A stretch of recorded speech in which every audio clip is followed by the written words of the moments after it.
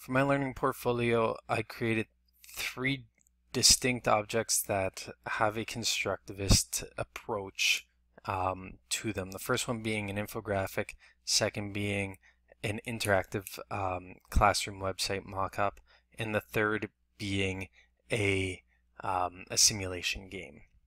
So constructivism places the student at the center of their own education, and it allows for students' past experiences to help collectively drive learning so that the student is able to create their own relevant meanings and connections between past experiences and new experiences. To use Dirkson's language, to create new shelves and to reorganize the material on these shelves for future use. Relevant experiences are very important to constructivist thinking. So the first object I created was an infographic, and the infographic is a good way to show complex information in a more readily understandable manner. The use of infographics can help to set the advanced organizer within the learner's mind. And that advanced organizer is really the closet that's full of shelves, and these shelves don't have a lot of information on them as of yet. Bonk suggests that the creation of advanced organizers through the use of multimedia or multimodal approaches such as this can be used to set the stage for future knowledge and allows the learner to draw on past experiences when confronted with new meaning or new material in differing contexts. So through the use of an infographic and a multimodal text in this way, the learner in the future can draw back and have that complex system broken down. And the infographic allows for easier understanding of these complex concepts. The infographic allows a relationship to form between information and data and the learner, and set it up in a systematically organized manner that is a little bit easier to digest. So using an infographic allows learners to explore these complex ideas in a multimodal way, using images and texts that help to build meaning. And the layout of the infographic is in a linear process, showing almost a hierarchy of knowledge. However, it is also set up to activate past experience, current experience, and linked for future knowledge. The example of the infographic is right here. Drawing on past experience and relevant current experiences at the top to engage the learner in their process, using statistics, using images to really draw the learner in. Then we've got the budgeting process, which is a 5-step process. Each thing on the circle represents a color, which is further detailed down below, using recognizable and relevant images to highlight the relative proportions that one should use when setting up a budget. Helps to again situate the learner in that learning context. The second object I created was an interactive website. The concept behind the interactive website is really to take a learner-centered approach and also a social approach to learning. Through this website, learners are able to share both successes and failures, and it allows the learners to engage with one another. So if I posted a success, others in the class are able to comment on that. The website, the learners are able to post either text, photos, videos, or audio. Again, once a text is posted, learners are able to post other bits of information. Now the website's set up in a way that has relevant, important information in the center and new information over to the right.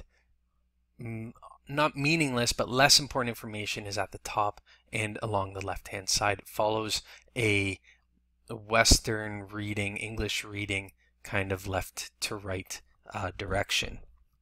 So through this process, by being able to engage with one another, learners are able to work within a social constructivist framework as developed by Vygotsky. And when learners have the opportunity to engage with one another through these social means and the sharing of images, text, and voice, deeper connections are able to be created through this sharing. Further, the social aspect of the website allows learners to co-construct knowledge. I'm able to draw on the successes of other students, and I'm able to reflect on the failures of other students, which allow me to draw my own conclusions and develop my own ideas based on not only my own interaction, but the interactions of my classmates. So by engaging in this process, learners are individually and collectively creating their own unique understandings, and essentially the website and the interactions that are available through it allow the learners to participate in the learning process and use the experiences of others to stock their mental shelves.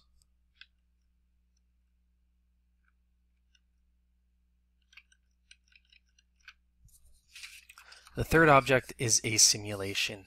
The simulation for this unit allows learners to create and explore the financial realities of post-secondary education. By working on real-life scenarios as presented through the simulation, learners are able to see a long-term impact on their choices within a safe environment. You can destroy your credit and get kicked out of school through the simulation without actually having to learn the hard lesson. You use the use of the simulation in this manner really allows learners to engage in an environment that requires really the negotiation of really complex ideas. It relies on the previous bits of information, the understanding of a budget, the understanding of social interactions, proper spending, that sort of thing from their classmates in the interactive website. By relying on these previous bits of information, the learner is able to situate themselves within the complex learning environment that is the simulation. And as the simulation progresses over the course of 4 years in the game itself, more and more complex tasks are being presented, which allows the learner to work within Vygotsky's ZPD, or zone of proximal development, which means that the learner is working at that optimum level, never too difficult nor too easy. And motivation is developed through this process by providing continual feedback to the learner in the form of ongoing tickers at the top. The use of a simulation, according to Dirksen, she has a very good quote, and she states that simulations provide a number of shiny advantages for attracting the elephant.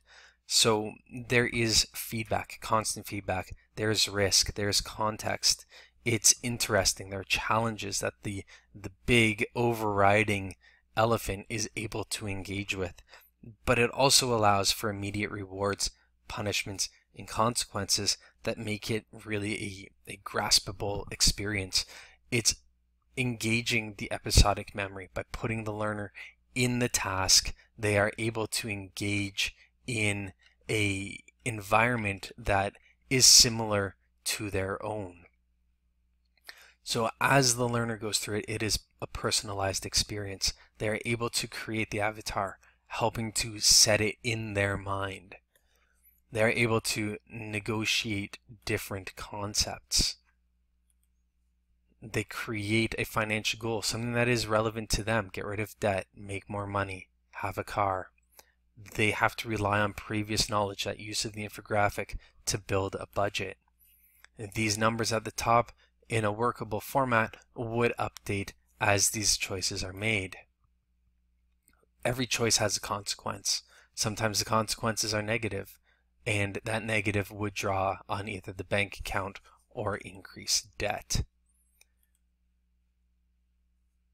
Choices seem to be at face value easy, but like most students, other things are forgotten. an additional $250, which creates a more expensive situation. Showing the learner the outcomes of these choices is that constructivist approach, not telling them what to do. They have to make choices. Again, skip your bills, don't pay anything. You're presented with a warning. What happens? Talks about interest charges, updates your information, and in this situation, not paying your bills resulted in having your phone disconnected and your car repossessed, allowing the learner to really understand the impact of their choices.